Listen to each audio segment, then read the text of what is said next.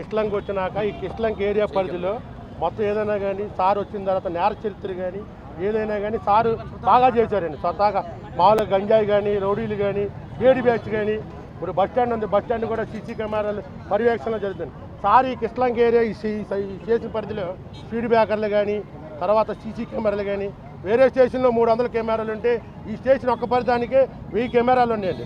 Sir అక్రమ అరెస్టును నిలుపుదల చేయాలని మేము కోరుకుంటున్నామండి. సార్కి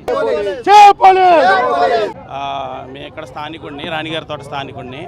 సిఏ గారు వచ్చిన తర్వాత మామూలుగా రాత్రి 12 అయినా సిఐ గారు రాకముందు ఎలా ఉండేదంటే రాత్రి 12 అయినా 1 గంట అయినా రోడ్ల మీద కుర్రోళ్ళు బండి మీద బీర్ బాటిల్ పెట్టుకొని తిరుగుతూ ఉండేవాళ్ళు.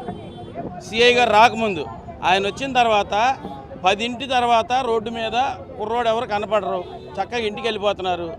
ఇళ్లలో తల్లిదండ్రులకు కూడా ఆయన వచ్చిన తర్వాత మాకు చాలా హ్యాపీగా ఉందని.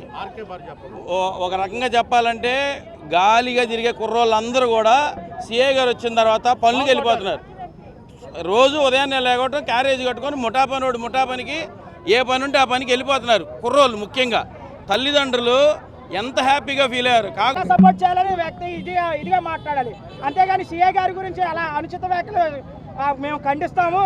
ఆ సిఐ గారు మాకు కృష్ణలంక రావడం వలన గత 2 సంవత్సరాల నుంచి 3 సంవత్సరాల నుంచి కృష్ణలంక కరకట్ట కాడి నుంచి మొదలు పెట్టుకుంటే గురుపునగర్ వరకు గంజాయి బ్యాచ్నే కానీ బ్లడ్ బ్యాచ్నే కానీ వాళ్ళ గుండెల్లో నిద్రపోయాడు.